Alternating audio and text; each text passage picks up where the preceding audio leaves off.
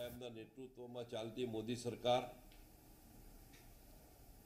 એના ભાગરૂપે civil aviation minister માનनीय Shri સિંધિયાજી દ્વારા 19 તારીખે સમગ્ર ભારતની અંદર તમામ પ્રાંતો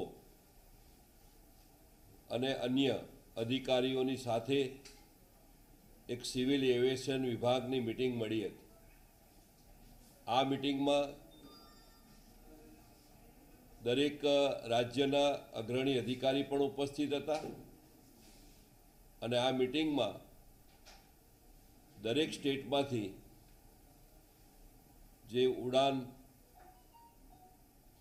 ઉડ્ડયન મંત્રી તરીકે અને સિવિલ એવિએશનના તમામ મંત્રી દરેક સ્ટેટના ઉપસ્થિત રહ્યા હતા।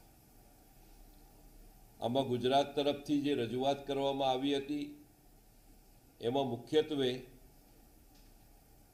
અમદાવાદ દર્શન માટે એક હેલિકોપ્ટર સેવા ઉપલબ્ધ કરાવવાનું કામ સાબરમતી હેલિપેડ પરથી એ સમગ્ર અમદાવાદના દર્શન થાય એ પ્રકારની એક સુવિધા, હેલિકોપ્ટર સુવિધા, જોય રાઇડિંગ સુવિધા ઉપલબ્ધ કરાવવાનું અને પરવાનગી માટે અમે એમને રજૂઆત કરી છે।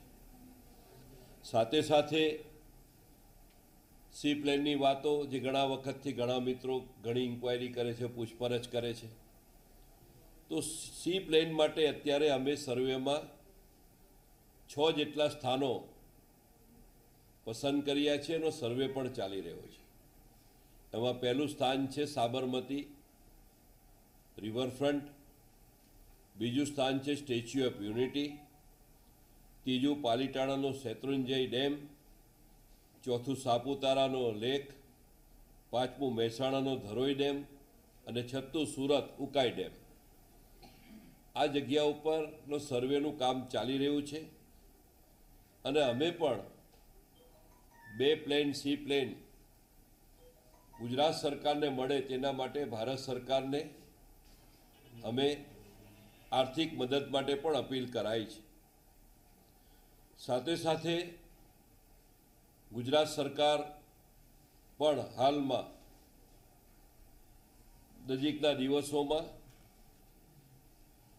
એક પાયલોટ પ્રોજેક્ટ તરીકે સાબરમતીથી સ્ટેચ્યુ ઓફ યુનિટી અને આમાં સી પ્લેન ઉપલબ્ધ થાય, ટ્રાન્સપોર્ટેશન થાય, સી પ્લેનના મારફત સાબરમતીથી સ્ટેચ્યુ ઓફ યુનિટીના દર્શને લોકો જનારતા સંખ્યા વધે, એને સર્વિસ મળે, એને સેવા મળે, એવા શુભ હેતુથી પર ડે સવાર અને સાંજ આ પ્રકારની સી પ્લેનની ફ્લાઇટ ઉપલબ્ધ થાય અને એ કામ ઓન પ્રોસેસ છે અને કદાચ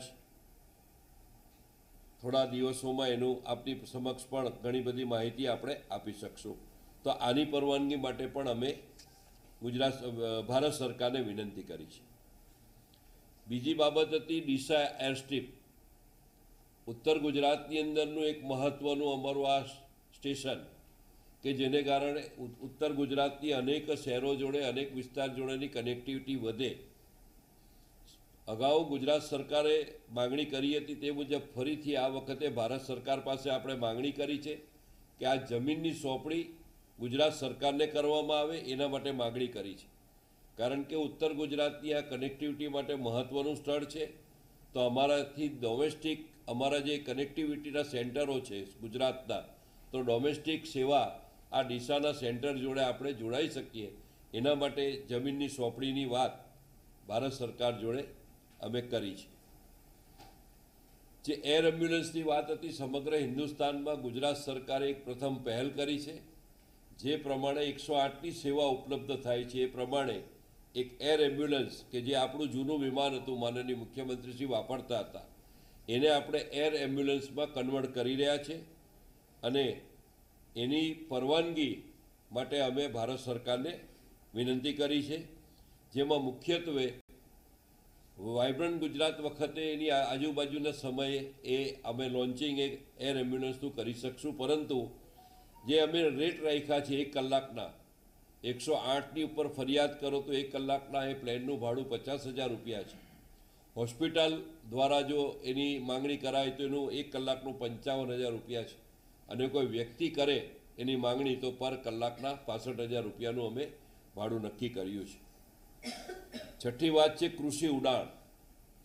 કૃષિ ઉડાનમાં આપણે બધાને ખબર છે કે ફ્રૂટ, અનાજ, શાકભાજી ટ્રાન્સપોર્ટેશન એક જગ્યાથી બીજી જગ્યાએ લઈ જવું, એના માટે જે એરસ્ટ્રીપ છે અંકલેશ્વર, માંડવી અને અમરેલી એ મોટા છેડા છે. દક્ષિણ ગુજરાતનો ભાગ હોય, અમરેલી સૌરાષ્ટ્રનો ભાગ હોય કે માંડવી કચ્છનો ભાગ હોય, આ ત્રણેય વિસ્તારને જોડવા માટે કાર્ગો સર્વિસ ઉપલબ્ધ થાય એના માટે ખાસ કરીને કોલ્ડ સ્ટોરેજ બને, આ શાકભાજીનો સંગ્રહ થાય, ત્યાં મૂકી શકાય, એના માટે અમે સબસિડીની માંગણી, પૈસાની માંગણી ભારત સરકાર પાસે આ કોલ્ડ સ્ટોરેજ બનાવવા માટે અમે કરી છે.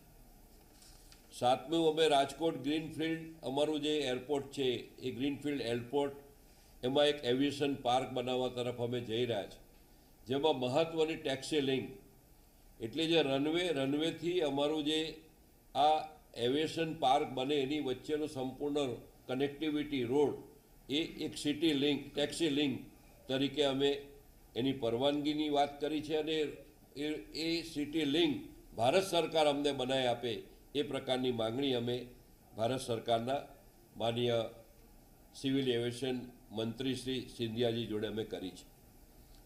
આઠમો વિષય હતો એરપોર્ટ. અત્યારે લગભગ 9 એરપોર્ટ, 3 એરસ્ટ્રીપ કાર્યરત છે.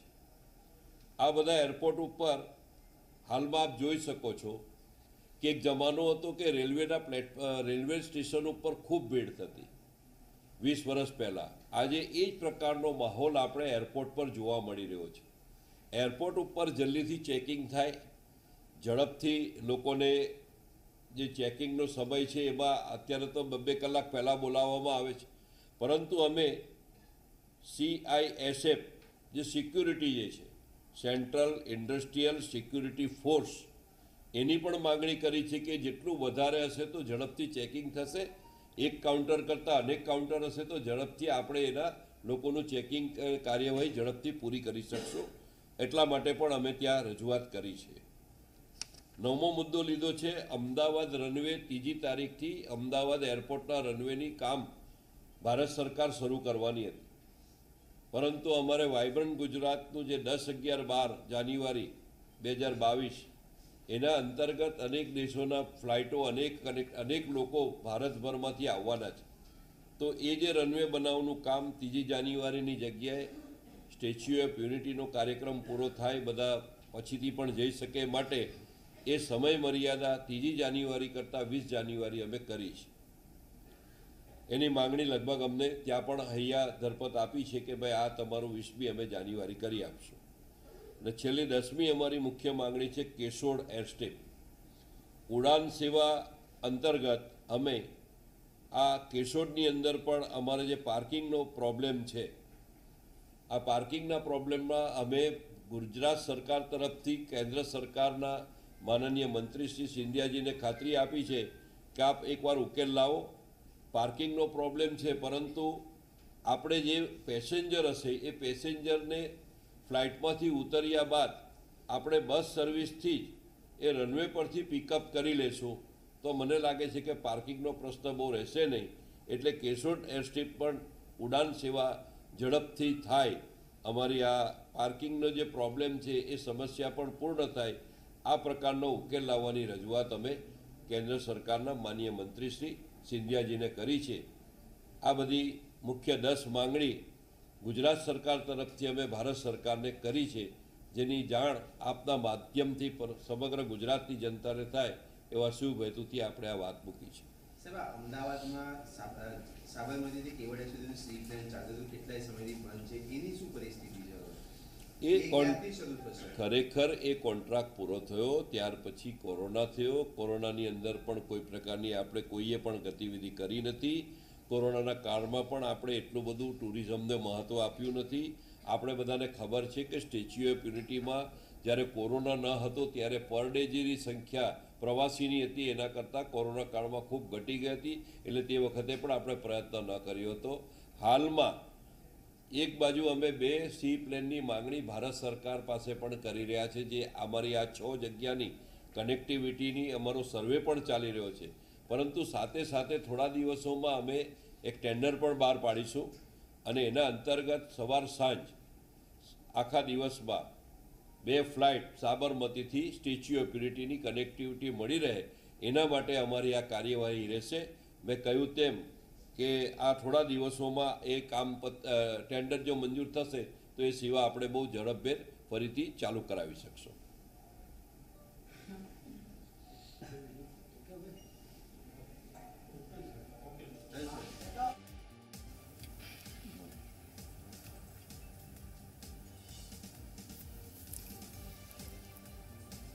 ચેકિંગ માટે સીઆઈ એઝેપની વધુ માંગ કરાઈ છે. એરપોર્ટ પર ચેકિંગ ઝડપી થાય તે માટે રજૂઆત કરાઈ છે.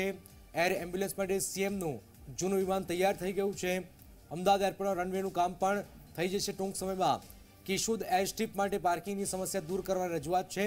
વિમાનનું 1 કલાકનું ભાડું 50,000થી 65,000 પણ રહેશે. સાપુતારા લેક, ઉકાઈ ડેમ, ધરોઈ ડેમમાં પણ સર્વે ચાલુ છે. ડીસા એર સ્ટ્રીપ અંગે પણ રજૂઆત કરાઈ છે. ગુજરાતમાં આગામી સમયમાં અન્ય જે નાના શહેરો છે ત્યાંથી પણ ઉડાન સ્કીમ અંતર્ગત આગામી સમયમાં ઉડાન ભરાય તેવી શક્યતાઓ છે. ડેમ છે, ડેમ પર, ત્રીજું પાલીતાણાના શેત્રુંજય ડેમ પર, ચોથું સાપુતારા લેક ઉપર, પાંચમું મહેસાણા ધરોઈ ડેમ અને છઠ્ઠું સુરત ઉકાઈ ડેમ.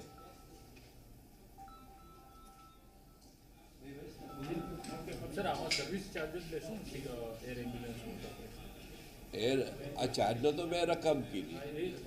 1 કલાક તમારું ફ્લાઇટ વપરાશે તો 50,000 અને હોસ્પિટલ હશે તો 55.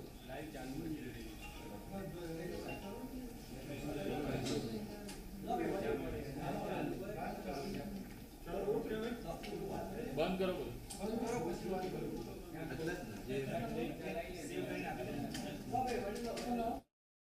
સાપુતારા લેક, ઉકાઈ ડેમ, અમદાવાદ દર્શન માટે હેલિકોપ્ટર સેવા, આ તમામ આવનારા સમયમાં ગુજરાતની જનતાને આનો લાભ મળી શકે છે.